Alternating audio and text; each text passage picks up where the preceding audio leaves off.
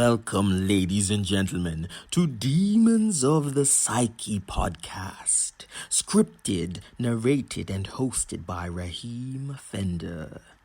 Demons of the Psyche is a book series that I have transformed into a podcast that showcases stories about human beings and how they deal with various psychological issues that are often called inner demons. Each week, you will be blessed with a brand new story that is sure to rock your world. Welcome to Demons of the Psyche. Chapter 8, The Wounded. She screams bloody murder as I plunge the knife deeper, looking deep within her soul as her eyes say she is no more. Her lifeless body plummets to the ground after her warm blood lotions my hands and comforts me. I find joy in man's broken frame. The papers call me the cryptic as I smear my victim's blood on walls, leaving clues to where I've buried the bodies. But you will never find them, for you know not the technique and hidden language of graffiti filled with pain.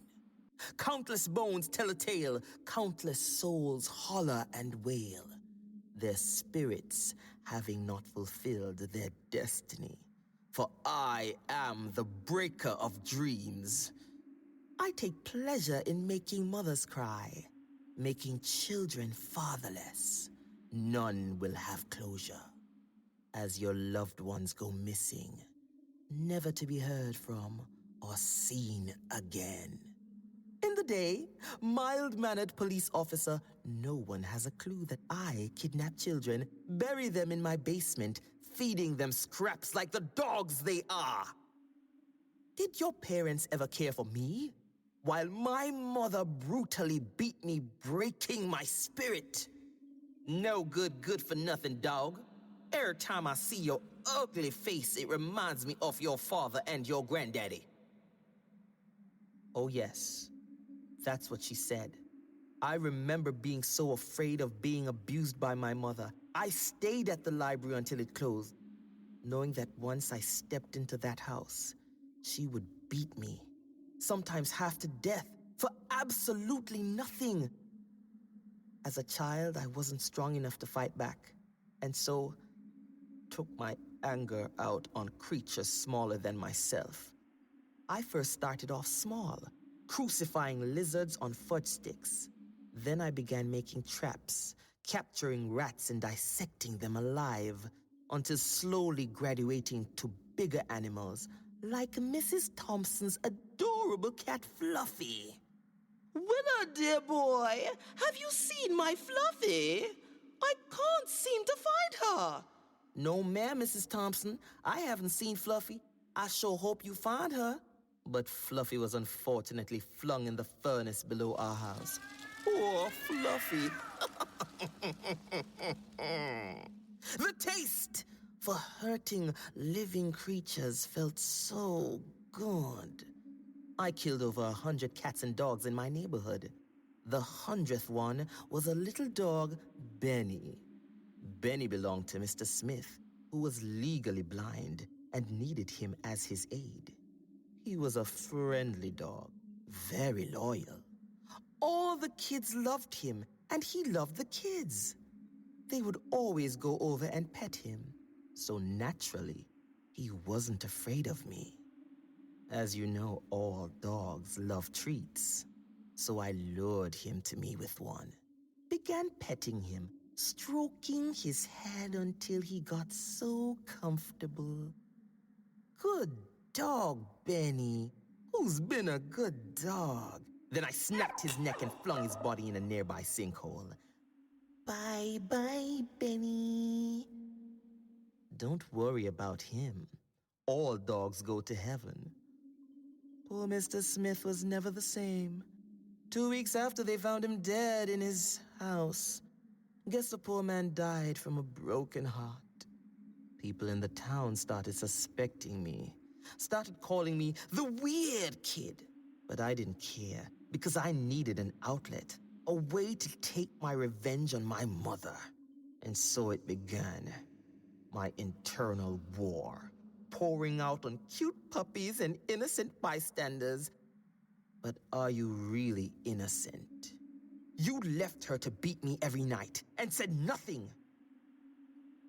You could have called the police. You could have kicked down the door and rescued me. But you did nothing. And so for that, I sentence you and sentence the world to burn! As I slash your throats and snatch your children from your arms while you watch helplessly as I enact my war on you all. Cowards! You're nothing but cowards, and for that you must be punished. I am the antithesis of God's rapture. I come bearing gifts, the gifts of unholy fire. How easily I fool my victims, mourners, as they come crying and reporting that their loved ones have been missing for over 48 hours. And like a good cop, I console them, telling them that I will do everything in my power to make sure that I return their loved ones home safely. While daydreaming of rushing home and raping their underage daughters, hoping they'll resist. It's more fun when they do. And after I've had my fun with them, I slowly slit their throats and let their blood fill my goblet and quench my thirst for the day. My first encounter taking a human being's life. Was that bitch whore of a mother. I came downstairs for breakfast after one of her regular nights beating. I was still sore, and the milk slipped from my fingers. Stupid, no good, good-for-nothing dog. She grabbed my throat and I begged her to let me go. Mama, please, I can't breathe. But she continued and took my face and slammed into the floor. Clean it up now! Do you know how much it costs for a box of milk? I struggled and managed to free myself and ran to the counter and grabbed the knife. Back off! Leave me alone, Mama!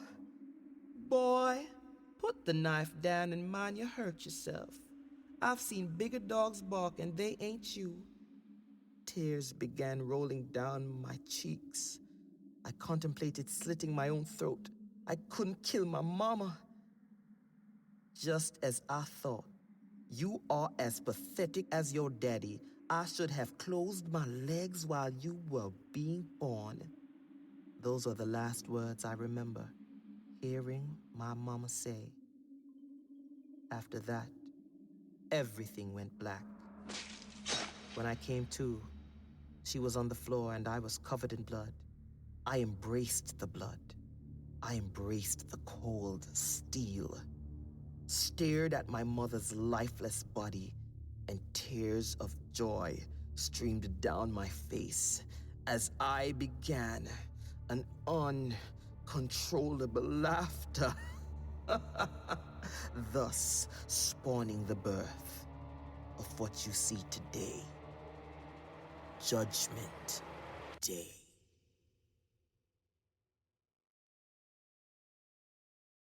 Hi, my name is Raheem Fender, author, director, actor, educator, narrator, and creator of the fiction podcast Demons of the Psyche. Demons of the Psyche is purely fictional and focuses on characters that we all have seen and been around throughout our lives. As with any story, we can all associate and empathize with all their struggles and their pain. And because of this, the stories will come across as real. However, I can assure you, they are all fictional. In further supporting the arts and the artiste, make sure you purchase your copy of the book Demons of the Psyche, currently being sold on Amazon and other platforms.